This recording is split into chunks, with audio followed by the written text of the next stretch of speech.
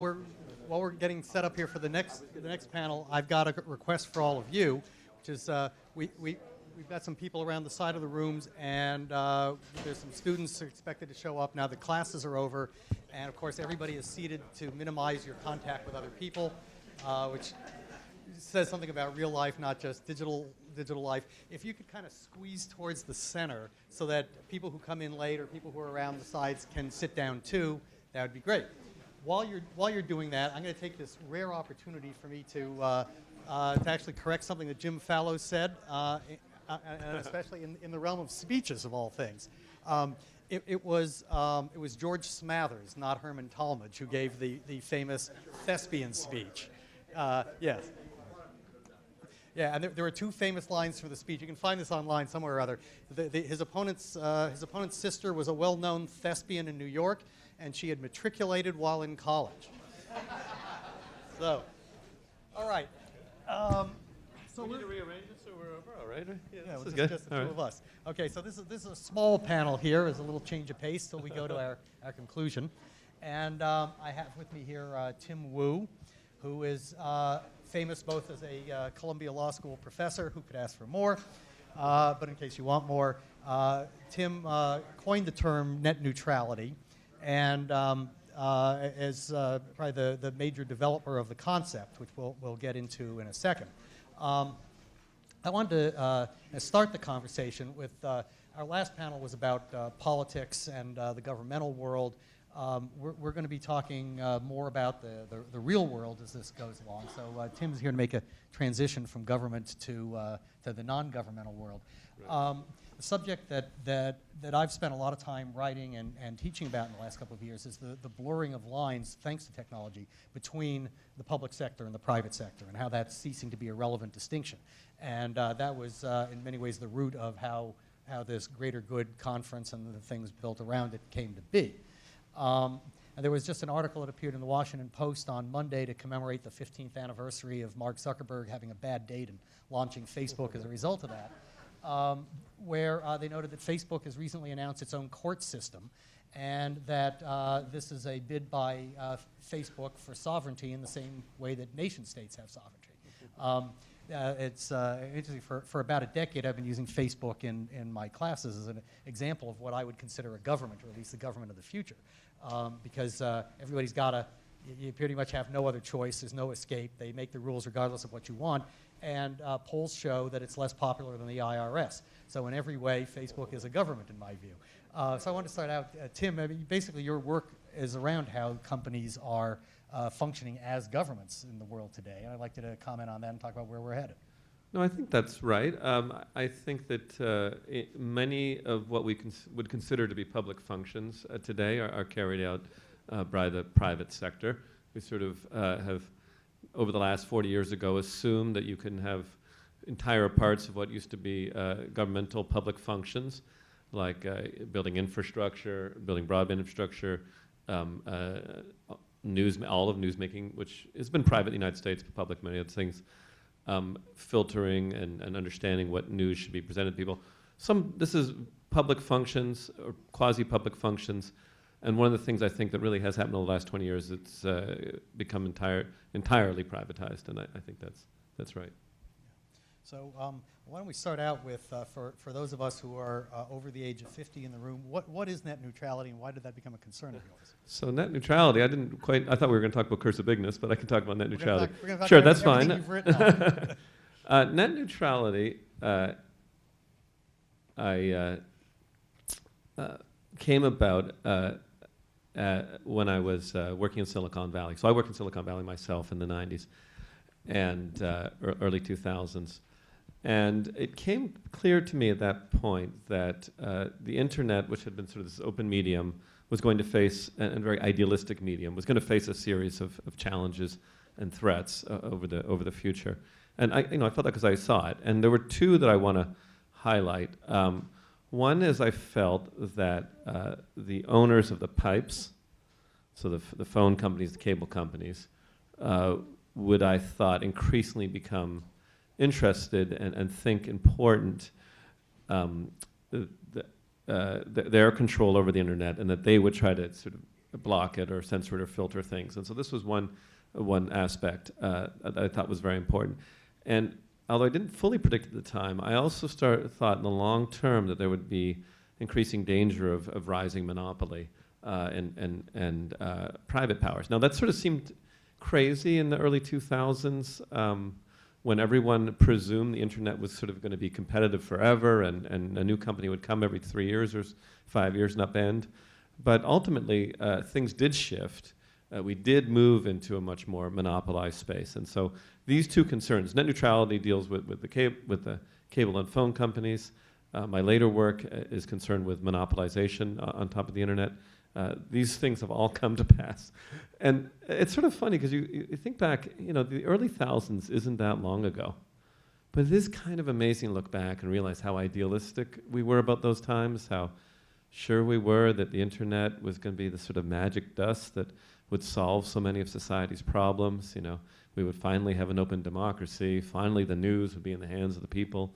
Everything would be fine. And I feel like the last couple of years, it's like we've woken up from a party with a terrible hangover and been like, what happened?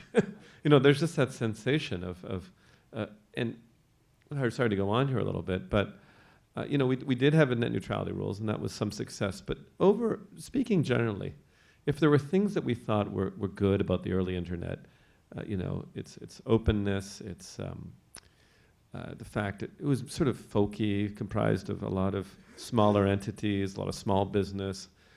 We did nothing, absolutely nothing to try and preserve that. There was no sort of institutional, with a couple exceptions. Wikipedia declared itself a nonprofit, and I think, frankly, Wikipedia looks good, 20 years later or so. They don't have, I don't know if I want to say fake news or the viral deception kind of problem. Somehow they've avoided it.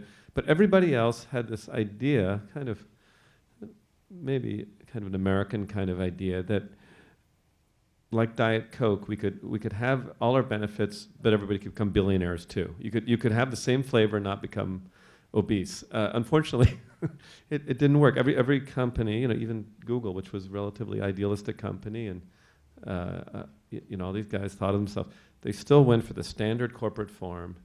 They had the big IPO, and then they got themselves involved in a business model, which I think has led in very negative direction. So sorry about going on and all about that. It was really a question about net neutrality, but I wanted to digress more completely. That's a good place to pick up, because your background is in law.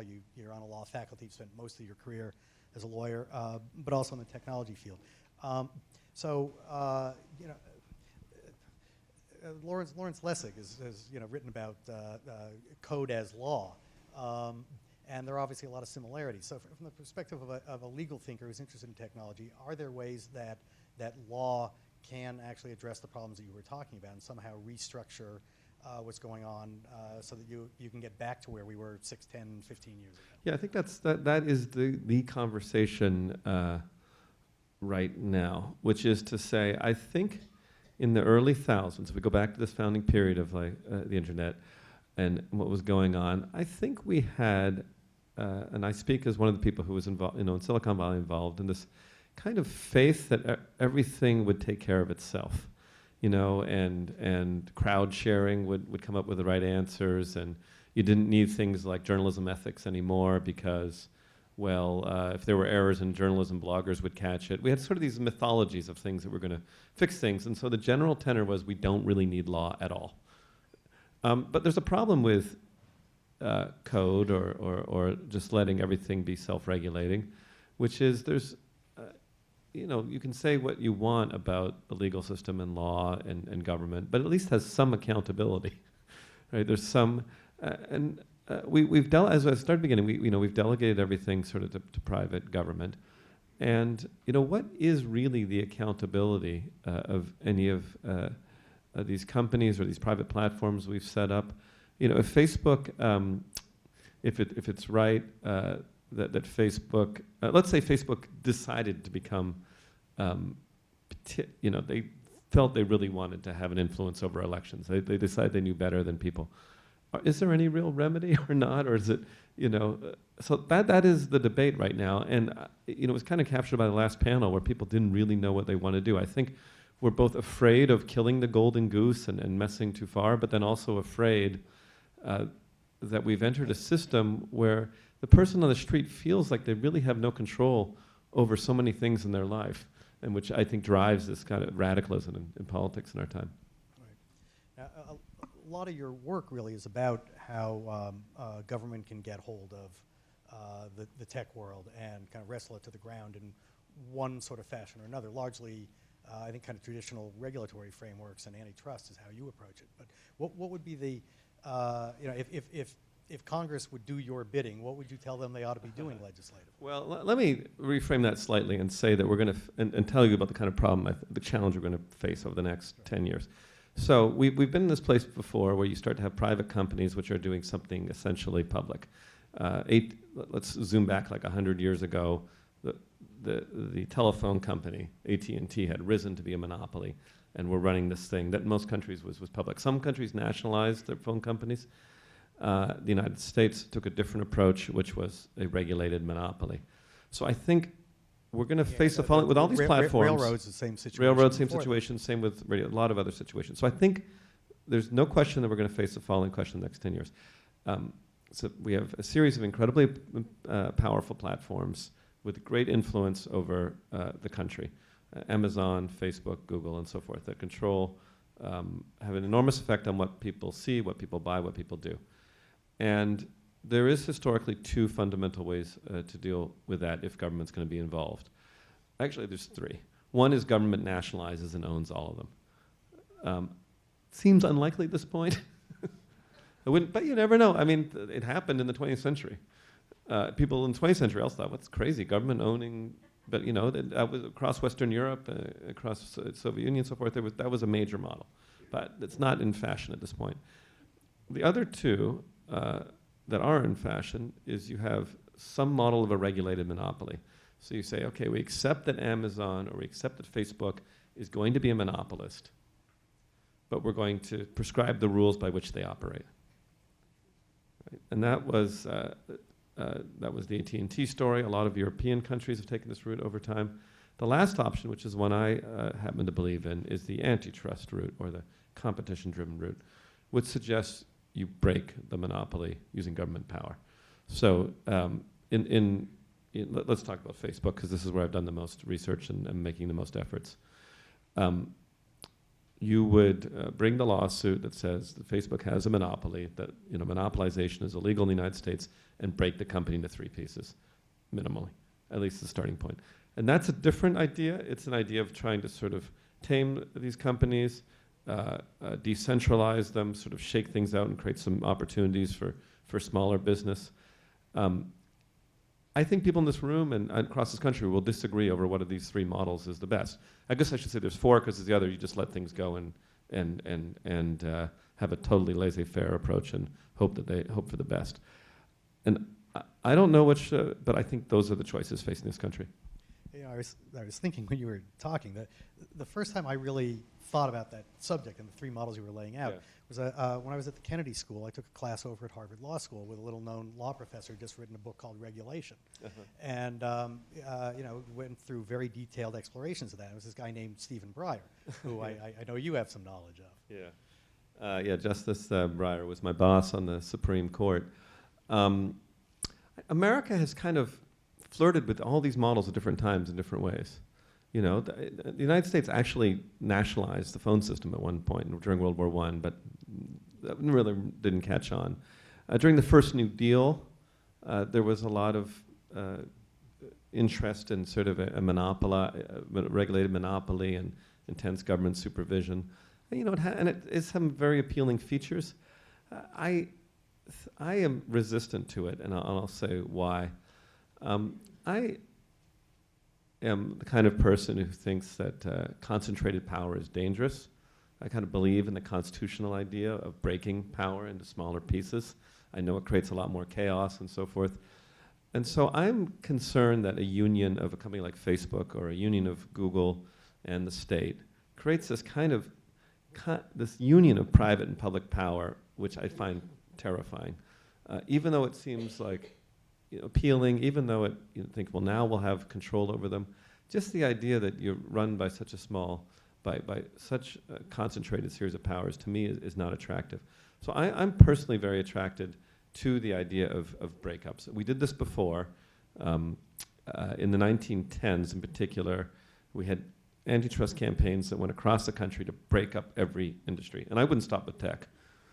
I mean, you guys are going to start thinking I'm radical, but this was Woodrow Wilson and Theodore Roosevelt. So I have good, I'm in good company, and Louis Brandeis, who's sort of the hero of my, my latest book, which is you target all the monopolistic and oligopolistic industries and target them for much greater structural relief, much greater breakup, and have a much more intense policies about merger, about allowing giant mergers that seal up entire industries.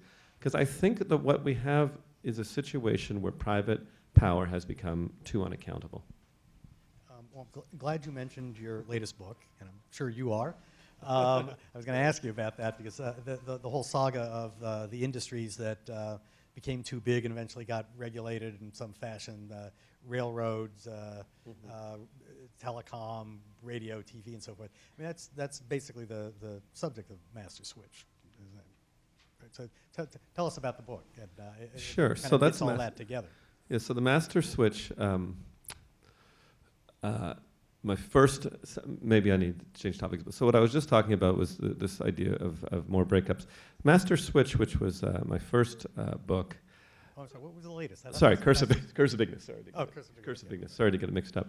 No, the Curse of Bigness, I think, which is the latest book, is trying to address exactly the questions here and suggests there's some structural answers to some of the problems we're dealing with. That, you know, the tradition of the United States sees these long cycles and sees a problem in excessive economic concentration, and suggests that we have had answers for this in the past, namely the antitrust law, that in the progressive era, our answer was to have much greater control on the size and concentration of industries, and that we've forgotten that. So that the basic idea is just to remind this country of its own history. Now, how does this relate to some of the democracy, and maybe I'll sort of ask that question of myself. How does it relate to the last panel and some of the questions of democracy that we're facing? I think that one of the reasons we feel there's a crisis in democracy is not just because elections seem dominated by celebrities and things like that, but I also think there's a sense of economic grievance and a sense that people have no real say in American economic policy, which makes them reach out for much stronger answers, much stronger solutions. I think that if you just look at a couple very obvious areas, why is it that wages have not gone up for 40 years? The majority of people work for money. If the majority controls the country, you would think that they would try to create a system where their wages would go up at least once every 40 years. It has not happened once. If the majority actually controls this country, I think it would be unthinkable that pharmaceutical drug prices would be the way they are, that health insurance would be structured the way it is. But the majority, again, does not get what it wants. So I think we have a situation where actually majoritarianism itself, which is a basic premise of democracy, is in question. I'm not saying that's the only premise of democracy. You have to protect minority rights as well. But there's also this idea the majority gets its say. This is the original idea. And this is, a lot of this happens, I think, because if you have an overconcentration of industrial wealth and overconcentration of industry, that political power shifts away from voting majorities and shift towards industry. And that's basically the theme of the I know this is a little complicated, the Curse of Bigness, which is to say the preoccupation that I have with economic structure is not just an economic issue, but a political issue. Because when there's too much concentrated private power, the people lose control over their own democracy. Yeah, now, everything that you just said could have been said, say, 40 years ago. In fact, was a large part of the political debate 40 years ago. There's something that I think is different about the tech world, and a world where the forces that you're talking about that that overween in a democracy are technology companies as opposed to other forms of industrial companies. And we'll talk about some of this over the course of tomorrow. But I wanted to, in that context, talk about something that came up in the last panel.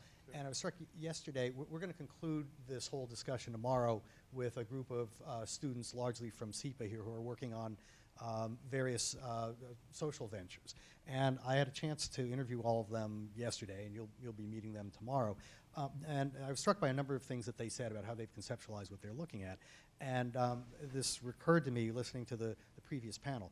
A lot of these students in their ventures are, they're basically, what they're trying to do is take the aggregations of user data that come about because of people using digital technologies, and those can then that data can then be turned into something valuable.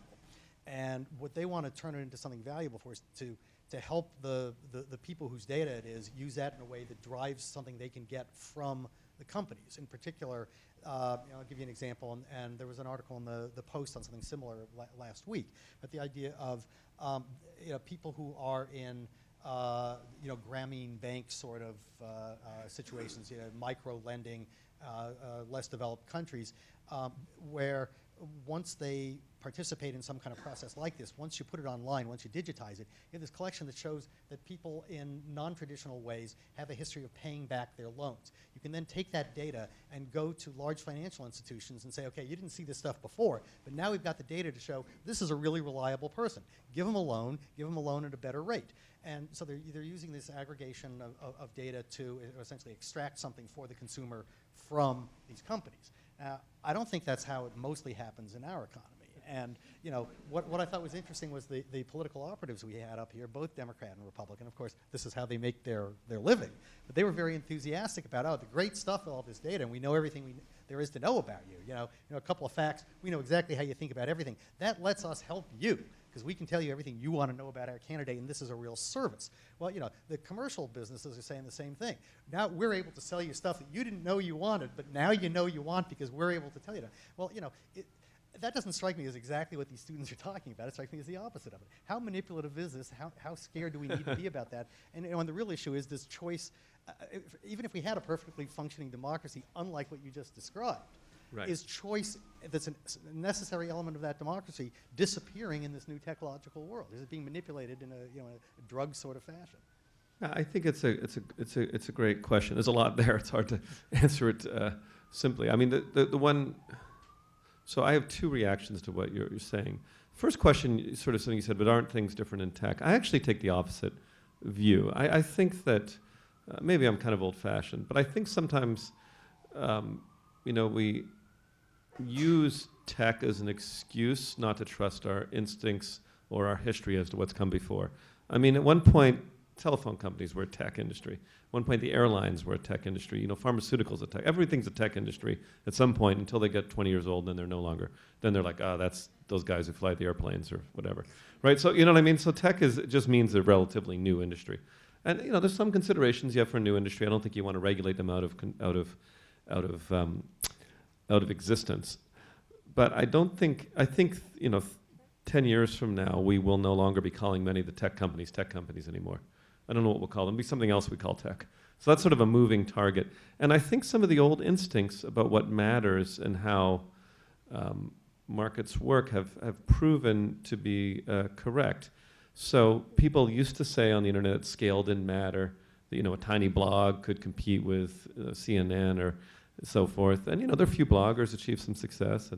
But a little seller. But no one says now, you can set up a little shop and compete with Amazon. It's like a bad joke. Or you can start your own little thing and you'll soon be taken on Facebook. It's like, no, scale ended up mattering a lot, which is like the oldest kind of industrial thing. This is Standard Oil stuff. Scale mattered. Network effects mattered. Having, sorry to get economic, but having more people on your network mattered as opposed to just being popular. So a lot of the old economics basically came back. Also, people said, well, no monopoly is lasting. Everything is going to be over in 5 years. And that was true for about 10 or 15 years, which is usually true in early technology. But then, you started having lasting monopolies, greater barriers to entry. And so we've kind of had this I think the word tech has blinded us to sort of old-fashioned industrial realities, which is why I'm leaning back to these progressive era solutions. Because I think we should just point out what's happening, which is we have a return to something very much like the Gilded Age, where you have a small number. Now, I'm not just only talking about tech, but across the economy, you have monopolies or oligopolies across most industries. They concentrate wealth into a very small group of people, and they're essentially unregulated. And the antitrust laws and the controls on concentration have gotten much weaker. And I think that's left us with both the economics and the policies of the Gilded Age. My second reaction, which is focused on your question about data, is whether data makes things fundamentally different. In some ways, yes, and in some ways, no. I think, to my way of looking at it, the great significance of data is that it has that same advantage that industrial scale used to have. So why is it so hard to compete with Google or Amazon or Facebook? It's because they start with such a massive advantage in data and also user base that trying to come up with a product that's as good as theirs is extremely difficult without access to that amount of data, right? So it's sort of the substrate or the net, and I think that's how we should look at the problem. So I'm sure this, I don't know how to put this without, but the students that you're talking about would have a better odds of their venture succeeding if there was some way they were able also to get the access to all the data that Google has. Now, on the other hand, do we want anybody else to be able to do that? That's the hard privacy question. But without that, the honest answer for most venture capitalists, and maybe it's a nonprofit, is that you're going nowhere without data. And so the problem, the way I think about data is that is a self-reinforcing entrenchment of the most powerful companies, and will continue to do so to be that thing, which is one of the reasons I believe very profoundly we need to take structural solutions. Yeah, I mean, to me, the real fact about the information economy, and I think this has now dawned on everybody in the last year because of everything around Facebook, and it's not just the hacking stuff, but the data privacy, what it all adds up to, is that you started comparing it to basically being the same as an old industrial industry. I mean, really, the information technology industry is an extractive industry, and what they're mining is you. So you're not only the mine workers, you're the coal as well, and the danger of that long term is very, very serious. Well, it tees up a question. I'm good at asking what questions America and debating for the next 10 years. But this is the other one. So I said one is this old question of, we break stuff up, do we regulate it? Related to this is, what ultimately do Americans think about privacy? This is something I find really subject of anecdotes. Some people be like, Americans don't care about privacy, it's the land of the free, and people walk around naked, and that's great. But America, I don't think that's true either. Some Americans be incredibly private. It's not left wing, right wing kind of thing. But then Americans I do think it's an older, younger kind of thing. I think the younger generation has a very different view of privacy, in part because they've grown up with not having it. But we have one Estonian here who I particularly wanted to have come over and visit us. We'll be talking tomorrow. When I was over in Estonia a couple of years ago, I was very struck by, they all talk about how, all of your data is available to the government. But it's a wonderful thing, because nobody would ever violate your privacy because of the, thanks to blockchain, which we all know is perfect in the future. And plus, it was this kind of attitude that struck me as, if you said this in America, it would sound crazy. Except that people in their 20s, I think, actually think like this. That, it's right. Basically because it's mutually assured destruction. We all have all of our data out there, so nobody's going to rat on you, because then their life will be ruined too. Except that it turns out there are people who are just willing to, blow up the whole ship and take themselves down with it. Yeah, well, I don't have any conclusive, but this is my suspicion. My suspicion is that Americans do care about privacy, that if you ask them, and, would you favor a reasonable privacy law, they'd say yes. But I fear this is one of the areas where, yet again, the majority does not get what it wants. That, this is my version of politics is broken. I'm less concerned with, I don't like how elections are done either, but I'm particularly concerned with these issues, and there's a lot of them, where, if you polled Americans, you asked Americans, would you like a reasonable, more privacy protections, or do you like, the way things are now, where, that you have no remedy. For example, let's talk about Google, something Europeans and Americans differ on. So if something really embarrassing happened in your life that you'd like to, forget about, maybe you had a divorce proceeding and, the documents leaked, and it has whatever allegations made. So that can end up being the top result in the Google search, which for, many people, just purely private citizens, it's very tough for them. It's embarrassing.